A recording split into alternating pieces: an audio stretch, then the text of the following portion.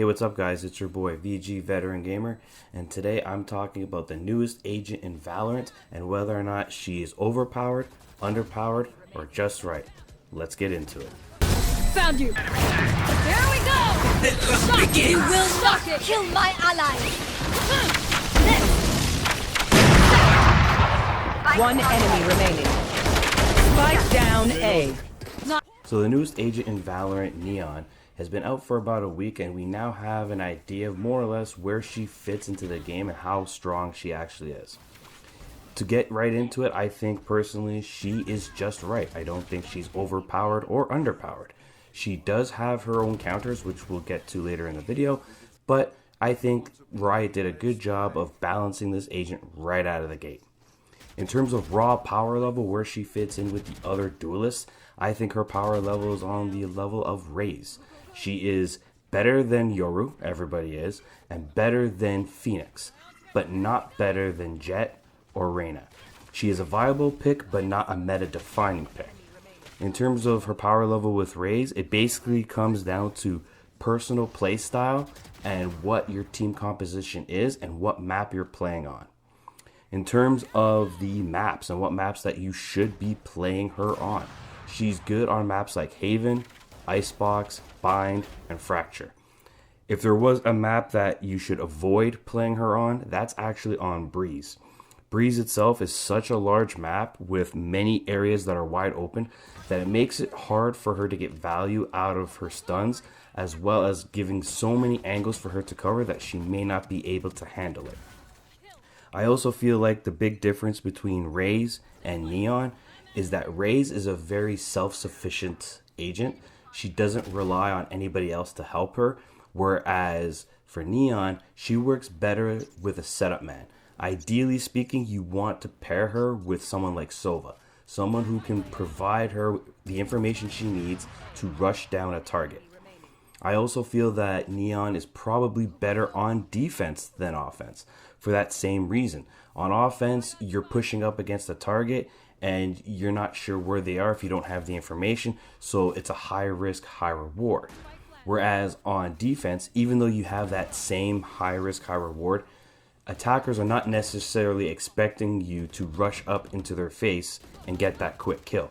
And if they're not attacking your site, you have the quick mobility to rotate really fast and get to the other side, once again surprising your enemies. But in terms of who counters her, how do you counter her? Well, the simple fact is what counters her are Sentinels. Sentinels are her cancer.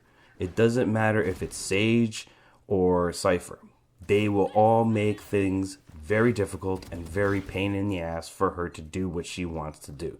Even if you have a Sova who can give her the information she requires. I would say her outmost cancerous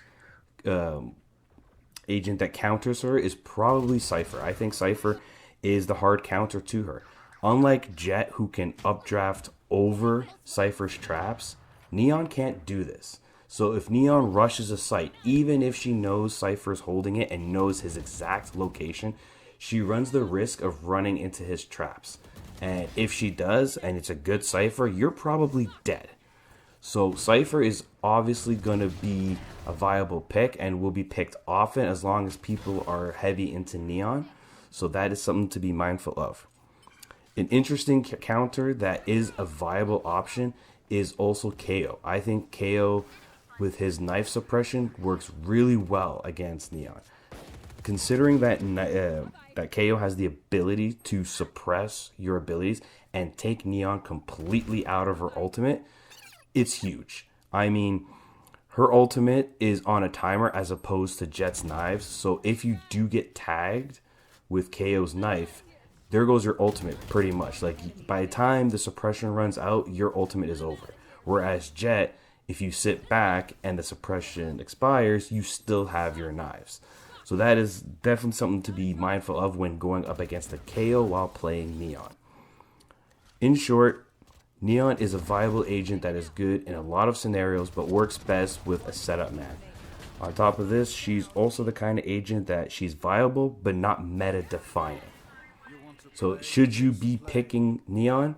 Sure, pick Neon, but just mind you that she does require lots of mechanical skill. And ideally, you have a buddy that you can combo with, because by herself, although she can take duels and be aggressive, as well as, you know, push in for your team, going in by herself without information or without a flash makes it very difficult for her, even with her kit. She works best when she has concrete information, which is why I believe she works best with Sova, because a Sova not only can reveal an enemy's location, but tell you what type of enemy you're going up against. So again, referencing Cypher, if you are playing as Neon and Sova tags a Cypher, you know that may not be wise to rush in against them.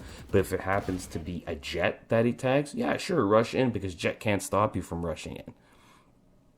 So when it comes to playing Neon, just be mindful that she is very much a high risk, high reward character, and that you need to be very careful with how you use her, especially on attack.